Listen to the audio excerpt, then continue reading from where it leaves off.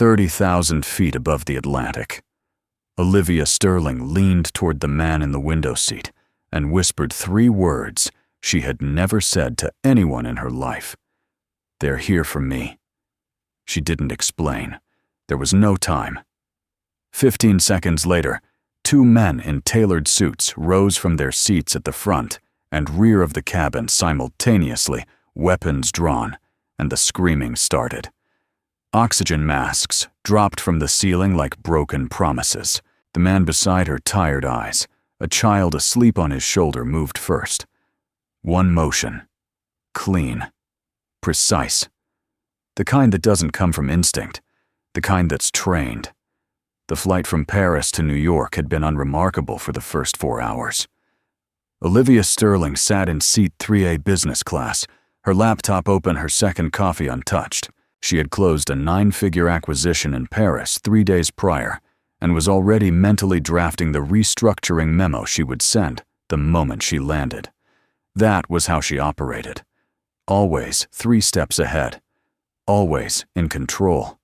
She had not planned to notice anything unusual, but Olivia Sterling had not become the youngest CEO in Sterling Group's history by ignoring her instincts. It started small. The man in the gray suit 4 rows back had stood up twice in 40 minutes without going to the lavatory. Both times, he stood just long enough to scan the cabin, front, middle, rear, before sitting back down. It was the kind of movement that looked casual to most people. To Olivia, it looked like a head count. The second time, she caught his eyes drifting toward her seat specifically, and he looked away too quickly. Not the way a bored passenger looks away, the way someone does when they've confirmed what they came to confirm. She set her coffee down and did not pick it up again. 10 minutes later, she noticed the man near the galley curtain. He was tall, broad-shouldered, standing with his arms crossed in a way that blocked the narrow path between business and economy. A flight attendant young woman, red scarf, name tag reading Dana, tried to pass him with a tray. He didn't move immediately. He said something low that Olivia couldn't hear, and Dana smiled the way people smile when they are afraid to stop smiling. Her hands were steady, but the tray tilted slightly before she corrected it. Olivia had run enough boardrooms to know what a controlled room looked like. This cabin was being controlled. 2 rows behind her, in seat 5A, a broad-shouldered man in his mid-40s sat with a paperback open and untouched in his lap. He had not turned a page in 40 minutes. He was watching the cabin the way someone watches a situation they are trying to decide whether to involve themselves in, not passively, not anxiously, but with the quiet attention of a person who has made that calculation before and is making it again now. Across the aisle in seat 5B, a woman in her late 30s had her carry-on half unclipped from the overhead storage above her seat, the bag angled outward and accessible in a way that didn't quite match the body language of someone who simply wanted something from her luggage. Neither of them looked at each other. Neither of them looked at Olivia. They were just watching each in their own way the same thing she was watching. She filed them away and kept moving. She had felt watched before, in shareholder meetings, in hostile negotiations. Once during a takeover bid that nearly cost her the company, she had walked into a room and known within 60 seconds that every person at that table had already been turned against her. She had won that meeting anyway. But this was different. A boardroom had exits. A boardroom had witnesses with reputations to protect. 30,000 feet above the Atlantic Ocean, none of those rules applied. Her eyes moved to the man in seat 3B beside her. He hadn't spoken since they boarded. He had a soft gray carry-on tucked under the seat instead of overhead, close accessible. His daughter, a small girl with dark braids and a purple backpack, had fallen asleep against his arm somewhere over Ireland. He looked like any exhausted father on a long flight, except that every time someone moved through the aisle, his gaze tracked them without his head turning, and the way he was seated, slightly angled left shoulder forward, put his body between his daughter and the aisle, without making it look intentional. Olivia had spent enough time reading people to know that posture was not accidental. She watched him for another few minutes. He had a paperback open in his free hand, but his eyes hadn't moved down the page once. She checked 3 times. He was listening to everything. To the shift in cabin pressure when someone adjusted an air vent, to the footsteps that stopped 2 rows behind them and then didn't continue. His jaw tightened once briefly and then relaxed, and Olivia understood that whatever was happening in this cabin, this man had already calculated it. She weighed her options the way she weighed every decision, fast, clean, without sentiment. She could say nothing and trust that whatever Damien Cross had arranged would not go as far as she feared. She could move to the lavatory and attempt to signal the flight crew directly, or she could turn to the man beside her, the one who was clearly not what he appeared to be, and make the most uncomfortable admission of her adult life. Olivia Sterling did not ask for help. It was not in her vocabulary. She had built an empire on not needing anyone to hand her anything. But empires are built on the ground. At 30,000 feet, the math was different. She closed her laptop. She kept her voice just below the hum of the engines, her lips barely moving, her eyes forward. And she said it quiet, direct, without apology. "They're here for me." The man in 3B didn't flinch. He didn't look at her immediately. He turned the page of his book deliberately, like someone finishing a sentence. Then he set the book face down on his knee and finally turned his head toward her. And his eyes were not the eyes of a tired father on a long flight. They were still, fully awake. The kind of still that meant he had been ready for this conversation before she started it. "How many?" he asked. His voice was low, and even the way someone speaks when they are conserving everything unnecessary. Olivia kept her gaze forward. "At least 3 that I've confirmed. Possibly more near the rear galley." Michael looked down at Lily for exactly 1 second. Then he looked back up. "Who sent them?" "A man named Damien Cross," Olivia said.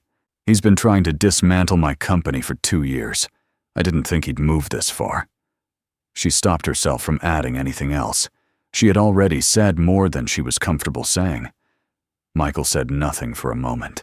He reached down and adjusted the blanket over Lily's shoulders, with the same careful, unhurried motion he might use if he had all the time in the world.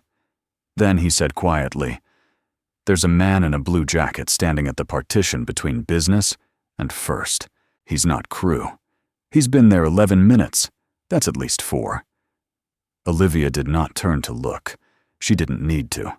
The confirmation sat in her chest like cold water. "What are you?" she asked. She didn't mean it as an insult. She meant it exactly as she said it. Michael's answer came without hesitation, without elaboration, and without anything resembling comfort. The wrong person for them to be on the same plane with. Before Olivia could respond, the man in the gray suit stood up for the 3rd time. This time, he did not sit back down. At the front of the cabin, the man in the blue jacket stepped through the partition. Behind them, from the rear galley came the sound of something heavy being unzipped, not luggage. The flight attendant named Dana backed against the wall, her tray gone, her hands flat at her sides. Both men drew their weapons at the same time from opposite ends of the cabin. The synchronization was practiced, professional. Passengers screamed. Oxygen masks dropped from the panels overhead, swinging on thin plastic cords, and the cabin tilted into chaos in the span of a single exhale. Lily stirred against Michael's arm, eyes still half closed, and he pressed her gently back down without looking at her, his attention already locked forward. Then he rose from his seat in one motion, smooth, grounded, no wasted movement, and the man who had spent 4 hours looking like a tired father on a long flight disappeared entirely. What replaced him was something much older, much quieter, and considerably more dangerous. The first attacker didn't even see him coming. The first attacker went down before most passengers understood what was happening. Michael moved through the narrow aisle the way water moves through a crack, finding the path of least resistance, filling it completely. He caught the man's weapon arm at the wrist, rotated it inward with a single sharp motion, and the gun hit the floor before the man could process that he had lost it. A controlled strike to the side of the neck, and the attacker folded against the seat row without a sound. It took 4 seconds. Olivia counted. The second attacker, the man in the gray suit who had been running head counts since hour 1, reacted faster. He had seen what happened to his partner and repositioned toward the center of the cabin, putting a row of passengers between himself and Michael. He pressed his weapon against the headrest of the seat in front of him, an implicit threat that required no words. Passengers ducked. A woman in a window seat pulled her knees to her chest and buried her face in them. The man in the gray suit called out something short and sharp toward the rear of the plane, and 2 more figures moved forward from economy. Michael had neutralized 2. 4 remained. Michael stopped moving, not because he was afraid, because the calculation had changed. Olivia had Lily. The moment Michael rose from his seat, he had pressed his daughter's hand into Olivia's without explanation, and Olivia had understood immediately what was being asked of her. She pulled the girl close, angling her body to block Lily's line of sight toward the front of the cabin. Lily was half awake, confused, her purple backpack still clutched to her chest. She looked up at Olivia with the specific trust that small children extend to adults in moments they don't yet understand. "Is my dad coming back?" Lily asked. Her voice was small, and even the way children sound when they are trying very hard not to be scared. Olivia looked at the girl and said with more certainty than she felt, "Yes, he's just handling something." Michael worked his way through the standoff with the economy of someone who had done this in worse conditions. He used the geometry of the cabin, the narrow aisle, the overhead bins, the positions of the seated passengers, to limit the angles available to the men opposing him. He put himself between the attackers and the rows where Lily and Olivia were seated, staying low enough to deny a clean shot. When the man in the gray suit tried to reposition again, Michael closed the distance in 3 steps and neutralized him with a joint lock that forced the man to the floor without discharging the weapon. The 2 who had come up from economy were slower to organize, and Michael used that window to strip a second weapon before they could establish a coordinated position. It was clean, controlled, and deeply, unmistakably professional. That was when the door to the forward galley opened. The man who stepped through was not one of the operatives who had been planted in the cabin. He was older, mid-50s, silver-haired, dressed in a charcoal suit that cost more than most passengers earned in a month. He walked down the center aisle the way a man walks into a room he already owns, with the calm of someone who had planned every variable in advance and found each one satisfactory. He stopped 6 rows back from the front and surveyed the cabin, the downed operatives, the crouching passengers, the flight attendant Dana pressed flat against the galley wall, and then his eyes landed on Michael. Damian Cross smiled. It was not a pleasant expression. "Shadow Wolf," Cross said. He said it the way someone says the title of a book they have already read the ending of. "I wondered which cover you were using these days." "Single father." He glanced toward the seats where Lily sat with Olivia. "Effective, genuinely. I almost didn't flag you on the manifest." The cabin went very quiet. Not the quiet of peace, but the specific quiet that falls when everyone in a room understands that the real threat has just walked in. Several passengers who had been inching toward the rear stopped moving entirely. Michael straightened slowly.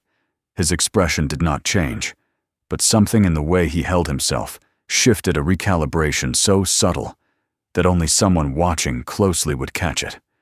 He said nothing. He was measuring distances, angles, the positions of the 2 remaining armed men who had entered flanking Cross from the galley, the ones Cross had kept in reserve, the ones Michael had not seen until this moment. Cross clasped his hands in front of him and continued as though they were having a conversation in a quiet office somewhere.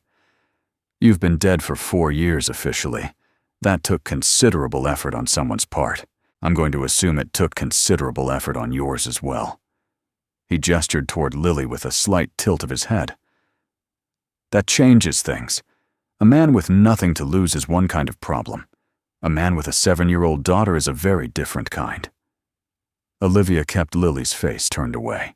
She could feel the girl's breathing fast and shallow, now the thin veneer of calm beginning to crack. Lily was old enough to understand that something was very wrong. Olivia pressed her hand firmly against the girl's back and kept her voice low.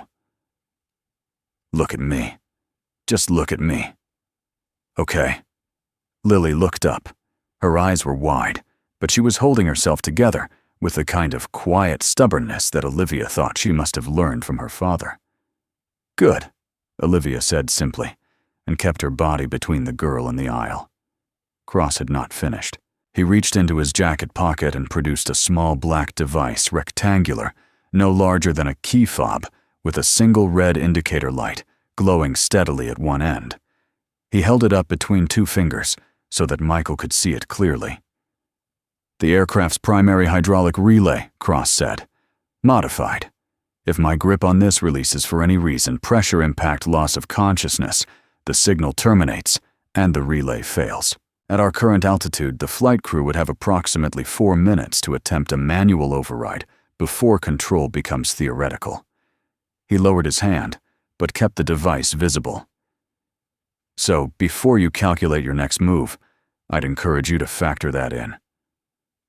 It was a dead man's switch, simple, credible, and devastating in a closed environment with nowhere to go. Michael's jaw tightened once. It was the only thing on his face that moved. Across the cabin, Olivia watched him absorb the information and understood for the first time since the chaos began that there was a version of this situation that Michael Harris could not fight his way out of. Not cleanly. Not without cost. Cross tilted his head slightly. Here is what I'm offering. You step back. You sit down. You put your hands where Garrett and Mills can see them. He indicated the 2 armed men flanking him. And I walk Miss Sterling off this plane when we land at a destination of my choosing, and your daughter lands in New York with an escort and a story about a medical diversion. Clean. No bodies. No drama. He looked at Michael with something that was almost respect. You've earned a quiet exit. Take it. The 2 remaining armed men, Garrett on the left, Mills on the right, had repositioned, while Cross spoke, boxing Michael in from both sides at a distance that made rushing either of them a losing calculation. Michael had the skill. He did not have the advantage of numbers. The weapon he had taken from the second attacker held 3 rounds remaining. He had confirmed that during the brief window after the standoff with the gray suit operative, but using it risked triggering Cross's grip on the device. A gunshot in an enclosed cabin, a flinch and involuntary release of pressure, any of those outcomes ended the same way. He was working with geometry and timing in a cabin that was 32 inches wide between seat rows. Cross knew this. That was the point of the speech. It wasn't information. It was a demonstration that he already knew exactly how thin Michael's options had become. Lily pulled at Olivia's sleeve. When Olivia looked down, the girl was watching her father across the cabin with an expression that was too old for her face. She had heard enough, understood enough, put enough together in the way children sometimes do when adults underestimate their attention. Lily spoke clearly loud enough for Michael to hear across the rows between them. Daddy. She waited until he looked at her. I'm not scared. It was not a performance. There was no tremor in it, no bid for reassurance. She said it the way someone plants a flag, a statement of position, not a request. Michael looked at his daughter for 2 full seconds, and something moved across his face that had nothing to do with tactics, or geometry, or dead man switches.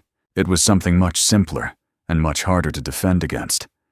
Cross saw it too. His smile returned thinner this time. That's touching, he said.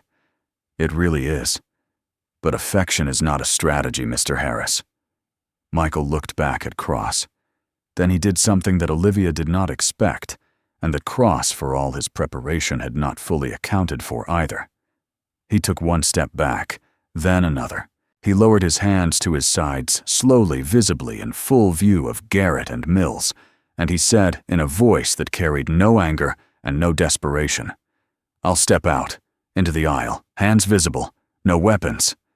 He looked at Cross directly. "You let Olivia take Lily into the cockpit, both of them, right now, before anything else." Cross studied him for a long moment. The red light on the device in his hand continued to glow. "You're offering yourself," Cross said. "I'm offering you what you actually need," Michael said. "A clean resolution. No dead passengers. No federal investigation triggered by civilian casualties at 30,000 feet. You're a businessman. You know what that kind of exposure costs." He kept his eyes level. "You get me. Olivia walks Lily to the cockpit, and this ends without the kind of mess that makes your other problems significantly worse." The cabin was absolutely still. Passengers who had been crouched behind seat backs had gone motionless. Donna, the flight attendant, had her hand pressed over her mouth. Olivia looked at Michael from across the rows between them and understood precisely what he was doing. He was removing himself from the board, trading the only leverage he had, his freedom, his identity, the quiet life he had built around a 7-year-old girl with dark braids and a purple backpack, in exchange for a door out of the situation, for two people he had met 4 hours ago at 30,000 feet. It was not a tactic, it was a decision, and it had already been made. Cross considered the offer for 10 seconds. Then he nodded once at Garrett, who stepped aside to clear a path toward the cockpit door. "Take the girl," Cross said to Olivia, "and understand that if the cockpit door opens for any reason other than landing instructions, the device in my hand stops being a negotiating tool and becomes something else entirely." Olivia stood. She lifted Lily into her arms. The girl was heavier than she expected. Solid and real in a way that made the moment feel less like a scene and more like something she would not be able to forget for the rest of her life. She moved toward the cockpit without looking back. She looked back anyway. Once. Michael was already stepping into the aisle, hands raised, walking toward Cross, with the calm of a man who had made his peace with the cost of the decision. Cross watched him come with the satisfaction of someone who believed completely that he had won. He was wrong, but he didn't know that yet. The cockpit door was solid, reinforced, and locked from the inside the moment Olivia pulled it shut behind her. The two pilots, both of them, pale, both of them running on pure adrenaline, had already begun the process of filing an emergency diversion request with Atlantic Air Traffic Control. They didn't ask Olivia many questions. The situation in the cabin had been audible enough through the door that questions felt redundant. Lily sat on the jump seat behind the co-pilot, her purple backpack in her lap, her eyes fixed on the door they had just come through.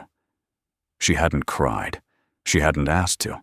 She just sat and watched the door the way someone watches a road they expect a specific car to come down. Olivia stood with her back against the cockpit wall and tried to think clearly. Through the door, she could hear Cross speaking.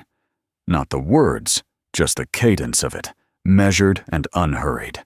The tone of a man conducting a transaction he considered already complete. She knew that tone.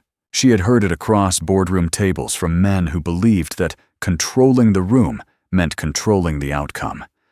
She had spent the better part of a decade proving those men wrong. The difference was that in a boardroom, she had options.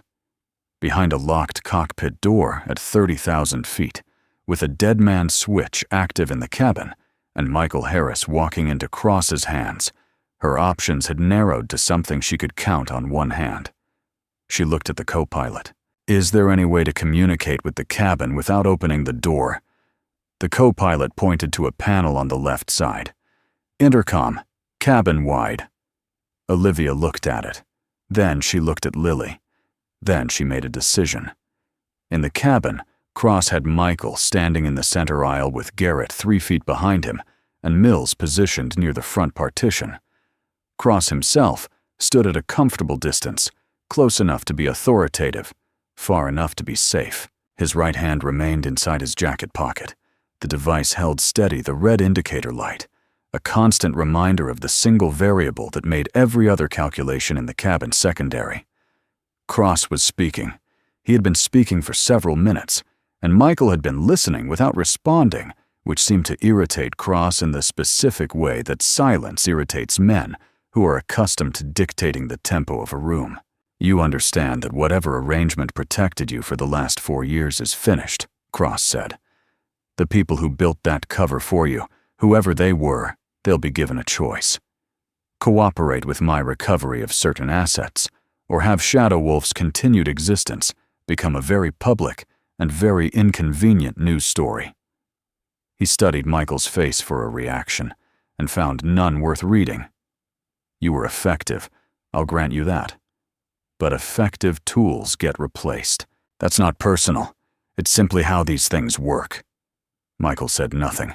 He was not listening to the words. He was watching Cross's right hand inside the jacket pocket, watching the slight tension in the fabric near the thumb where it pressed against the device, cataloging the distance to Garrett behind him, noting that Mills had shifted his weight to his left foot in the last 90 seconds, a small tell that suggested he had not been standing at alert for extended periods recently, which meant his reaction threshold was slower than it had been an hour ago.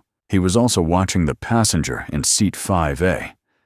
The man in seat 5A, broad-shouldered mid-40s, the one who had been watching the cabin with a paperback untouched in his lap since before the crisis began, had not moved since Cross appeared. But in the last several minutes, he had been watching Michael with the focused attention of someone trying to read a language they almost speak. Twice Michael had let his gaze drift toward him, not long enough to be obvious, long enough to be intentional. The man in seat 5A had registered both glances. The second time he looked back at Michael and gave the smallest possible nod. Across the aisle, the woman in seat 5B had her carry-on angled fully outward, now the bag hanging loose and ready from the overhead storage. She had not looked at Michael directly.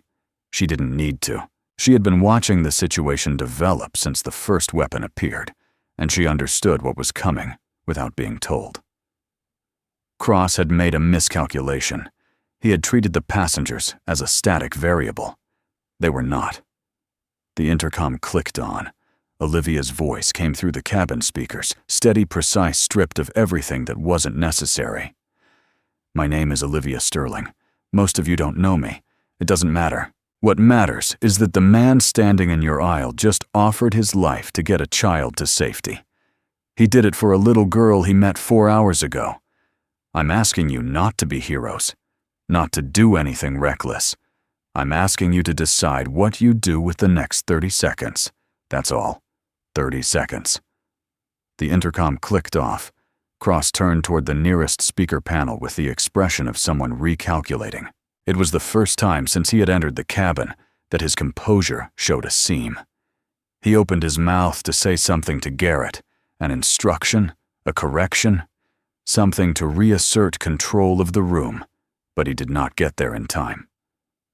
The man in seat 5A stood up. He didn't do it loudly. He didn't announce it. He simply rose to his full height, reached into the open overhead bin, and brought down the hard-sided carry-on that had been sitting there since boarding. He held it in front of him with both hands steady and deliberate, and he looked at Garrett and said nothing at all. He didn't need to. The woman in seat 5B swung her bag from the overhead in the same moment, not as a weapon, but as a blocker, stepping into the aisle on the opposite side and cutting Mills's angle to Michael by half. A third passenger, a younger man 2 rows behind her, was already on his feet, and then a fourth, and the dynamic of the cabin shifted in the space of a single breath from a controlled hostage situation to something Cross had not built his plan around a room full of people who had decided collectively and without coordination that they were done being managed. Mills raised his weapon, and the woman in seat 5B did not move. She looked at him across the bag in her hands, and her expression said clearly and without drama that he was going to have to make a choice he had not been paid to make. Mills made the wrong choice. He hesitated. Michael moved the moment Garrett's attention broke toward the rising passengers behind him. He didn't go for Garrett first. He went for Cross, 3 steps fast and low, cutting inside Cross's reach before the older man could react. Michael's left hand closed around Cross's wrist through the fabric of the jacket, trapping the device, trapping the hand, preventing any change in grip pressure, while his right arm came across Cross's chest and drove him backward into the seat row behind him. Cross hit the armrest hard. His hand came free of the pocket involuntarily. Michael had the device before it cleared the fabric completely. His thumb over the trigger surface grip maintained pressure unbroken. The red light continued to glow. Steady. No interruption. Cross had designed the switch to punish a loss of grip. Michael made certain there was no loss of grip, transferring control of the device in a single fluid motion that gave the dead man's switch no moment to register a change in pressure. Cross looked up at him from the floor of the aisle, and for the first time since he had walked through the galley door, the composure was entirely gone. What replaced it was the specific expression of a man who has just understood that the one variable he did not account for was the variable that mattered most. Behind them, the man in seat 5A had Garrett pinned against the seat row, not with professional technique, but with the determined mechanical efficiency of someone who had assessed the situation and committed to it completely. 3 other passengers had converged to help, working together with the grim focus of people who are extremely motivated. Garrett was on the floor, face down, wrists pinned. Mills had lowered his weapon. The woman in seat 5B was still standing in the aisle, bag in hand, watching him with the patience of someone who has already won the argument and is simply waiting for the other person to admit it. Dana, the flight attendant, had moved the moment Cross went down. She was already at the rear of the business cabin with the restraint kit that every commercial aircraft carries, working fast and without instruction. She handed a second set of zip ties to the passenger in seat 5B without a word exchanged between them. Michael passed the device carefully to the co-pilot, who had cracked the cockpit door precisely wide enough to receive it, and the red light continued its steady glow all the way into the cockpit pressure. Maintained relay intact, the crisis contained without a single uncontrolled variable. The aircraft began its descent 40 minutes later, diverted to a regional airport on the eastern seaboard, where 3 federal vehicles and a medical unit were already waiting on the tarmac. The pilot's voice came through the cabin, speakers calm, controlled with the particular warmth of someone who had just spent the last hour in a very small room managing his own fear and was profoundly relieved to have something procedural to announce. Cross and his operatives were seated restrained and silent by the time the landing gear engaged. Cross did not speak again. He sat with the expression of a man already calculating the next move, and Olivia watching him from across the cabin as she made her way back from the cockpit, with Lily's hand in hers, recognized the look precisely because she had seen it in mirrors during the worst stretches of the last 2 years. The difference was that Cross had run out of board to play on, and he did not yet fully understand that. Michael was sitting in seat 3B when Olivia brought Lily back through the cabin. He was still in the aisle seat in the same position he had occupied for most of the flight, except that his hands were resting open on his knees, and he looked for the first time since Olivia had noticed him hours ago like someone who had set something down that he had been carrying for a very long time. Lily crossed the last 3 rows at a run and climbed into the seat beside him and pressed her face against his arm, and Michael put his hand over her head and didn't say anything. Olivia sat down across the aisle. She was quiet for a moment. Then she said, "Shadow Wolf." Michael looked at her sideways. "That name is retired." "Evidently not," Olivia said. She kept her voice even, but there was something different in it. Not warmth, exactly, not yet, but the specific quality of a person recalibrating who they are speaking to. Cross will talk when they process him. Whatever arrangement kept your cover intact, it won't hold once federal investigators start pulling at the edges of today. Michael looked at the seat back in front of him. I know.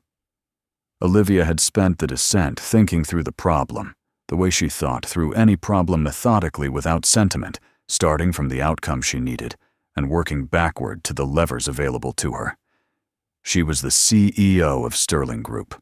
She had legal teams in 4 countries and relationships with federal officials that Cross had spent 2 years trying to undermine and failed. She was also, she acknowledged to herself quietly, sitting beside a man who had taken 4 armed professionals apart in a pressurized aluminum tube at 30,000 feet to protect a child and a woman. He did not know and had asked for nothing in exchange. She had not survived the last decade of her professional life by failing to recognize when she owed someone something real. I have a legal team, she said, the kind that has managed significantly more complicated situations than an operative who isn't supposed to exist. There's also a security division within Sterling that operates with enough discretion that your name, whatever name you're actually using, stays in rooms that don't have windows. She looked at him directly. It's not charity. You neutralized a threat that my entire security apparatus failed to anticipate. I'd be acquiring an asset, and I pay for assets appropriately. Michael was quiet for long enough that the landing gear made its second hydraulic shift below them. Then he looked down at Lily, who had fallen asleep against his arm again, her purple backpack still in her lap, her breathing slow, and even as though the last several hours had been an inconvenience she had already decided to move past. She wants to get pancakes when we land, Michael said. She's been talking about it since Paris. Olivia looked at the girl. Something in her chest moved in a way she didn't immediately have a category for. That can be arranged, she said. The plane touched down at 16 minutes past 2 in the afternoon Eastern Time. Federal agents were on board, within 4 minutes of the doors opening. The debrief would take hours. Statements, evidence the careful and complicated process of explaining Damien Cross to people whose job it was to decide what to do with Damien Cross. Lily sat in a chair near the gate with a cup of orange juice that Dana had produced from somewhere, and a coloring book that one of the federal agents, a woman with a patient face, had found in a lost property bin near the jetway. Olivia stood near the window of the gate area, watching the tarmac, her phone already in her hand, and her legal team already on the line. Michael stood a few feet away, arms crossed, watching Lily color with the focused attention of someone verifying at regular intervals that the thing most important to them is still exactly where it should be. After a moment, he said, "You didn't have to do the intercom." Olivia did not look away from the window. "You didn't have to get up on this plane." Michael considered that. Fair point. Olivia finally turned. She looked at him the way she looked at the beginning of a negotiation she intended to win, but without the edge that usually lived underneath it, something quieter instead, something she did not have a name for, yet but was willing to carry forward and find out. "Pancakes first," she said. "Then we talk about what comes next." Michael looked back at Lily. The girl had chosen a deep, vivid purple for the sky in her coloring book, ignoring the clouds entirely, filling the whole page with it. He watched her for a moment, and then something crossed his face that was not a smile exactly, but was close enough that the distinction didn't matter. "Yeah," he said. "Pancakes first.